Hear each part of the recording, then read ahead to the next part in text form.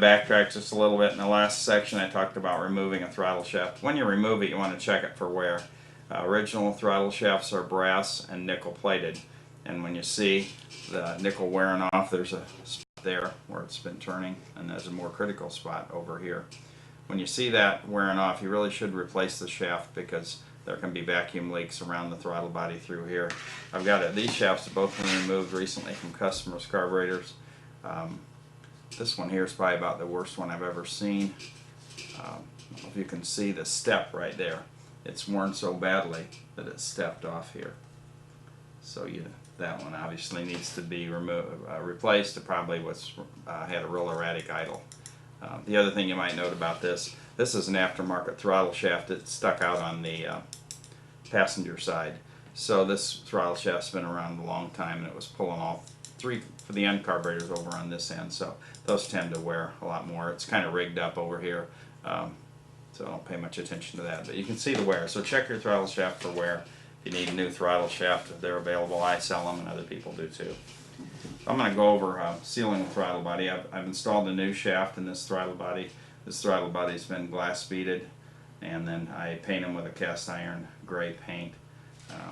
We can, if you want to talk to me about where to get the paint or how to do that, I'll cover that later. The new shaft is installed. When I remove the throttle blades, you can see I've marked them. I marked that one with a 2 and this one with a 1. And I've got a corresponding little mark over here on the throttle body, so I try to put them back in the same bore that they came out of. May not be necessary, but I think it's wise. I'm just going to put one in today to show you. Usually I set it in, hold it up to the light to make sure you can get it as tight as you can. It kind of helps to tap on them with a tool, seat them a little bit. You do one, I would put them both in.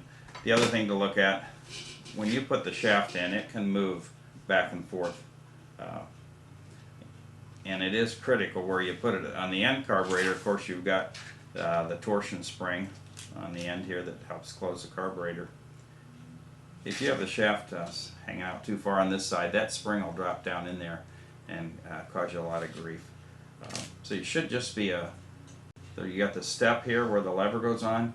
Should just be a small amount of shaft showing, about like that much. On the end carburetors, it's not critical how much protrudes over on this end. So I'm going to go ahead and put the screws in real quick. Normally I take a little more time with this. I'd have them both in, but I just want to show you how to seal them real quickly here. That won't work. I do not put any agent on the threads, Loctite. And the reason is it's be about impossible to get them out. If I snug them good and a little bit more, they hang out the back side like the originals. You don't need to do anything. If you do want to put some Loctite, I would suggest putting it on the threads there. The sealer that I'm going to use on these throttle bodies is the same sealer that Rochester used back in the 60s. A friend of mine worked at a Pontiac dealer, and he said they had a service bulletin told how to do this. They didn't do it at the factory, at least by his memory.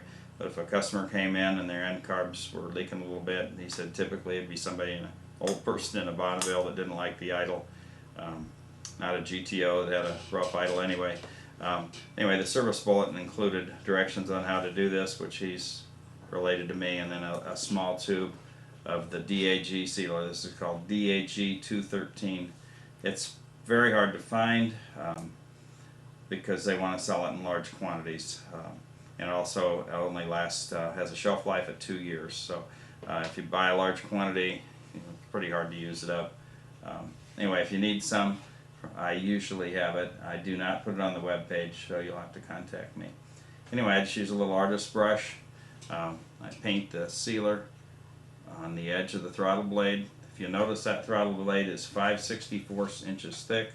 The center one's 3/64, and it's beveled.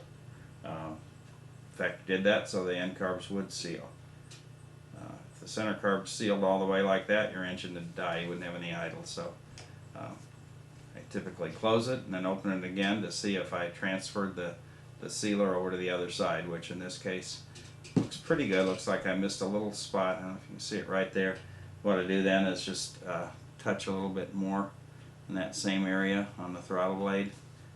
Close it again, and that did it. I'm going to put a little bit more down on the edges. You can see, well, little blank spot there. It's really hard to seal them right down here at the edge by the shaft, but you can just do the best you can. Say it doesn't take much sealer.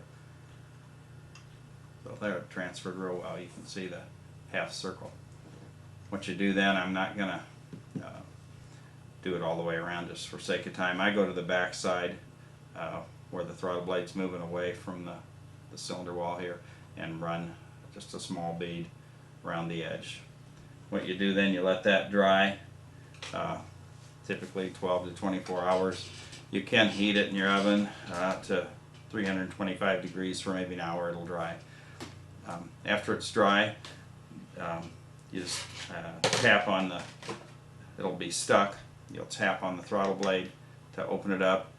And then what I do, I usually put the torsion spring on and snap it shut 20 or 30 times. It's still a little bit pliable at that point because it was wet a little bit on the edge of the throttle blade. Put it up to the light and make sure it seals good. If you see a spot that doesn't, go back and put a little sealer on it and start over again. If there's a lot of light, you know, if your throttle body's badly pitted, it could be that no amount of sealer will seal it, but I don't run into that a lot unless you get one that's been wet or stored in a very damp area.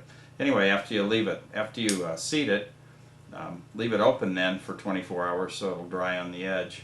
I usually do the same thing, put the torsion spring on this end, flip it 20-30 times, hold it up to the light, make sure it seals good, and if it is, you're done.